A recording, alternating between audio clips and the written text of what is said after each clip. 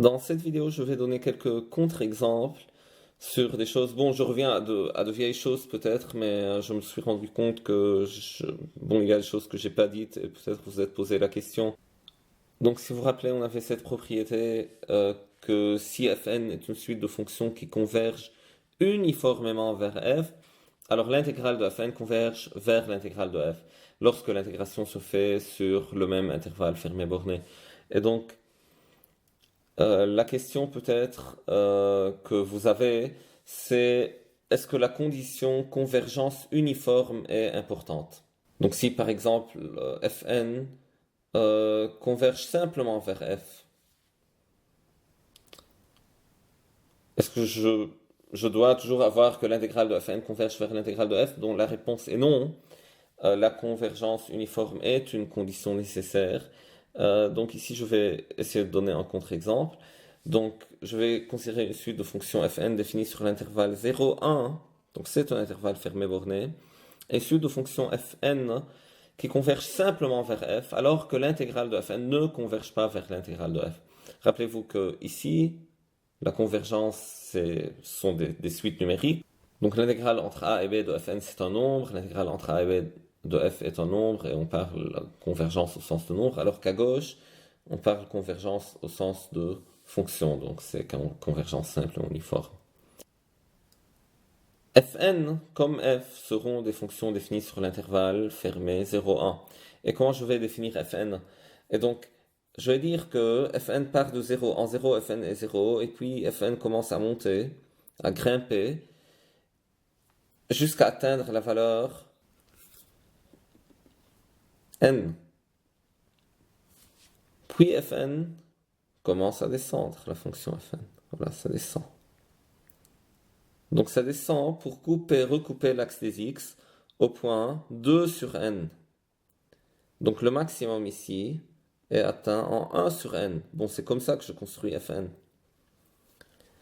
Donc Fn entre 0 et 1 sur n est sur une ligne droite. En 0 c'est égal à 0, en 1 sur n c'est égal à n. Et puis à partir de entre 1 sur n et 2 sur n, bon, ça descend, c'est sur une ligne droite aussi, donc en 1 sur n, c'est égal à n, en 2 sur n, c'est 0. Et puis, sur l'intervalle 2 sur n, 1, donc fn, bon, suit l'axe x, fn est nul, est identiquement nul sur l'intervalle 2 sur n, 1. Donc, voici, en rouge, c'est le graphe de fn. Donc fn est une fonction bien définie, bien sûr, on prend n plus grand que 1, ou plus grand que 2 si vous voulez, peu importe, mais n ne peut pas être nul. Et, on voit que Fn converge simplement vers la fonction nulle. Donc f, ici, c'est la fonction nulle. Donc 0, le 0 des fonctions. Donc la fonction nulle sur l'intervalle 0, 1. Bon, pensez un peu à ça, parce que pour n'importe quel x que je me fixe, si x égale 0, Fn de x est égal à 0, quel que soit n, donc la limite de Fn de x est égale à 0. Et si x est strictement positif, donc il suffit de prendre n avec 2 sur n plus petit que x et vous aurez que fn de x est égal à 0. Donc la suite de fn de x sera une suite stationnaire et donc qui finit par des zéros et donc elle converge vers 0. Donc j'ai que fn converge simplement vers la fonction nulle. Maintenant si je considère l'intégrale de fn, est-ce que ça converge vers l'intégrale de la fonction nulle? Bon, l'intégrale de la fonction nulle, donc l'intégrale entre a et b de f de x dx si vous voulez, donc f de t dt, et f est la fonction nulle, c'est égal à 0. Bon, a c'est égal à 1, je dois corriger ici, donc a égale, pardon, donc a égale 0 et b égale 1. Donc l'intégrale entre 0 et 1 de f de t dt c'est égal à 0, mais l'intégrale entre 0 et 1 de fn de t dt est égal à quoi?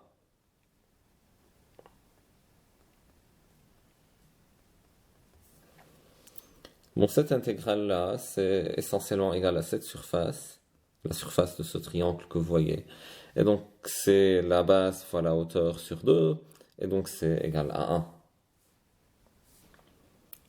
Donc, quel que soit n, l'intégrale entre 0 et 1 de fn de t dt est égale à 1. Et alors, la suite des intégrales entre a et b de fn de t dt, c'est la suite constante 1. Elle ne converge pas vers 0, qui est l'intégrale entre 0 et 1 de f de t dt. Et donc voici un contre-exemple qui montre que la condition convergence uniforme est nécessaire pour ce théorème qu'on avait énoncé. Une autre chose de laquelle je voulais parler, alors on a dit que si AN est équivalent à BN et AN et BN sont positifs, alors sigma AN, sigma BN sont de même nature. Et la question, bien sûr, c'est cette condition positive est-elle fondamentale? On a besoin de ça pour énoncer le théorème. La réponse est oui, c'est une condition nécessaire parce que je peux donner maintenant un contre-exemple des suites AN et BN qui sont équivalentes, dont les séries correspondantes ne sont pas de même nature. Et donc comment je fais ça? Donc je prends AN, c'est égal à moins 1 à la puissance n divisé par racine de n. Je prends Bn, c'est égal à, moins 1 à la puissance n divisé par racine de n, plus 1 sur n. En plus l'infini, j'ai que AN équivalent à Bn. Donc pourquoi AN équivalent à Bn? Je regarde l'expression de Bn. L'expression de Bn, c'est la somme de deux termes. Ce terme-là, qui est égal à AN, et ce terme-là, qui est égal à 1 sur n. Mais le premier terme, en module, est infiniment plus grand que le second terme, lorsque n tend vers l'infini. Parce que racine de n sera infiniment petit devant n, et donc 1 sur racine de n sera infiniment grand devant 1 sur n. Et donc, en remarquant que ce premier terme, c'est justement AN, on voit que la limite de Bn sur AN sera égale à 1 lorsque n tend vers l'infini. Ce terme-là, qui est AN, l'emporte dans l'expression de Bn. Mais maintenant, si je regarde somme des AN, ça va converger. Pourquoi? Critère de Leibniz. Donc les 1 sur racine de n, c'est une série, c'est une suite décroissante qui tend vers 0. Alors la somme des moins 1 à la puissance n sur racine de n sera convergente. Bon, bien sûr, on prend n à partir de 1. Donc somme des AN converge.